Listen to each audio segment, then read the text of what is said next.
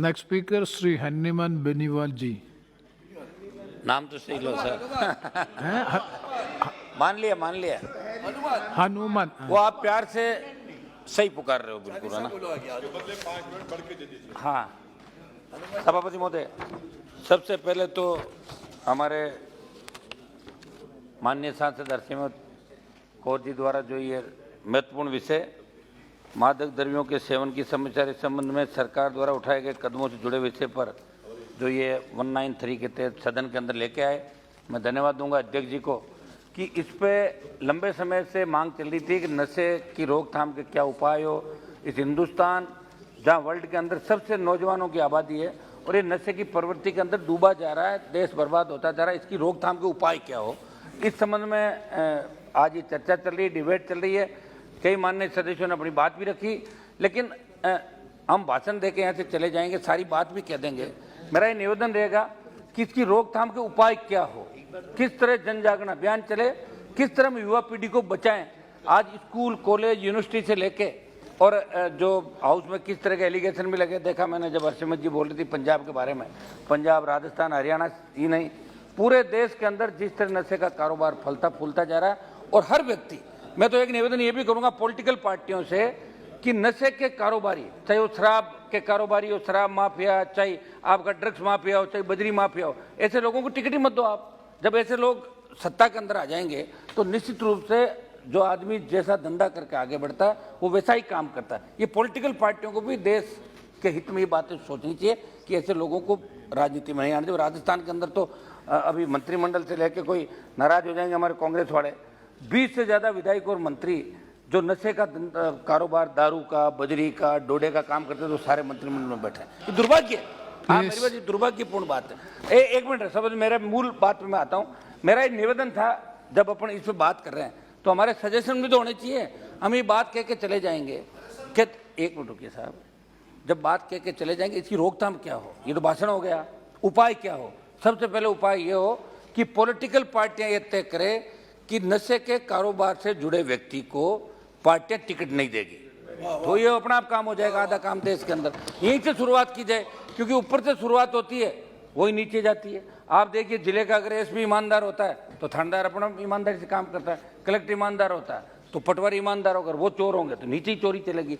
तो ऊपर से शुरुआत की जाए, ये मेरी प्रधानमंत्री से अपील है कि शुरुआत भारतीय जनता पार्टी करे, फिर कांग्रेस फॉलो करे टिकट के मामले में। ये निवेदन है मेरा। सभापति महोदय, मैं नशीली दवाओं को दुरुपयोग और मादक द्रव्यों का सेवन देश के लिए बहुत बड़ी समस्या बन चुका है। इसे रोकने के हमारे पास, मैं मेरी बात पा रहा हूँ साहब, कई अनिवार्य कानून होने से मौजूदा कानूनों में कुछ कमियां तथा क्रियान्वयन की कमी के कारण मादक पदार्थों पर प्रभावी रूप से लगाम नहीं लगा पा रहे हैं, जो सरकारी सिस्टम के लिए बहुत बड़ी चुनौती है। मैं आपके माध्यम से सरकार से पूछना चाहता हूं, माननीय सर्वोच्च न्यायालय ने बचपन बचाओ आंदोलन बनाम भारत संघ और अन्य में नशीली दवाओं के दुरुपयोग के संबंध में मादक द्रव्यों के सेवन पर एक राष्ट्रीय कार्य योजना बनाने तथा नशीली दवाओं के दुरुपयोग से प्रभावित बच्चों को परामर्श और पुनर्वास की आवश्यकताओं को लेकर जो सुझाव दिए, जिस पर अब तक क्या क्रियान्वयन किया गया। मार्च 2022 में लोकसभा में एक सवाल के जवाब में सरकार ने जवाब दिया, उसकी तरफ सदन का ध्यान आकर्षित करते हुए बताना चाहता हूं कि 2018 के दौरान NDDTC एम्स नई दिल्ली के माध्यम से भारत में नशीली पदार्थों की प्रमात्रा और पैटर्न पर किए गए राष्ट्रीय सर्वेक्षण के अनुसार 10 से 17 वर्ष आयु के बच्चों द्वारा विभिन्न नशीले पदार्थों का किए जाने वाला सेवन से जुड़े जो आंकड़ा है बहुत चिंताजनक है। महोदय, ये बात मैं इसलिए बोल रहा हूँ कि किसी भी राष्ट्र की वास्तविक शक्ति वहाँ के युवक की होती है, और जब देश का, मेरे को बोलने दो साहब थोड़ा सा। नो समाप्त, वैसे क्या 1 मिनट में समाप्त की समय हो गया। 1 मिनट साहब, जब देश का युवा ही नशे को फैशन बना चुका तो निश्चित तौर पर बहुत चिंताजनक है। और ये बड़ी विडंबना की बात है कि हमारी सभ्यता जितनी आगे बढ़ी, नशाखोरी और अपराध की घटनाएं उतनी तेजी से आगे बढ़ रही है। हिंसा, बलात्कार, चोरी, आत्महत्या आदि अनेक अपराधों के पीछे नशा बहुत बड़ी वजह है। सर, मैं एक राजस्थान का उदाहरण दूंगा। एक दिल्ली के पालम क्षेत्र की एक घटना है, उसके बाद में राजस्थान की, अपने माता बहन और पिता तथा दादी की हत्या कर दी। वो इसलिए कर दी कि घर वालों ने उसे नशे के लिए पैसे देने से मना कर दिया। इसी प्रकार त्रिपुरा में एक नाबालिग ने अपने परिवार की हत्या कर दी। इसी प्रकार राजस्थान के हनुमानगढ़ जिले के गांव फेपाड़ा में नशे की लत ने पूरे परिवार को लील लिया, क्योंकि नशे का आदि युवकों को घर वालों ने नशा मुक्ति केंद्र भेजा तो वहां से वापस आकर इस बात से नाराज होकर माँ बाप और छोटे भाई की हत्या कर दी। और छीना झपटी, डकैती और चोरी की बढ़ती वारदातें भी नशे के आदि लोग करते हैं। देश के लिए चिंता का विषय। सभापति महोदय, मैं मेरी बात छोट में समाप्त करूंगा। 2-3 महत्वपूर्ण मामले हैं और चूंकि मैं नौजवान कॉलेज यूनिवर्सिटी की राजनीति से आया हूँ लोकसभा के अंदर, तो मुझे इस बात पे 2 मिनट आप एक्स्ट्रा दें सभापति जी। नहीं। ड्रग्स की तस्करी का प्रचार प्रसार किसी भी समाज के लिए बहुत घातक होता है। किसी आतंकी घटना का नुकसान, जैसा ओवैसी जी बता रहे थे, सीमित मात्रा में होता है, लेकिन समाज में ड्रग्स का प्रसार पीढ़ियों को बर्बाद कर देता है। नारकोटिक्स नीमक की तरह हमारी युवा पीढ़ी को खत्म कर रहा है। इसके व्यापार से आने वाला अवैध धन आतंकवाद को भी पोषित करता है।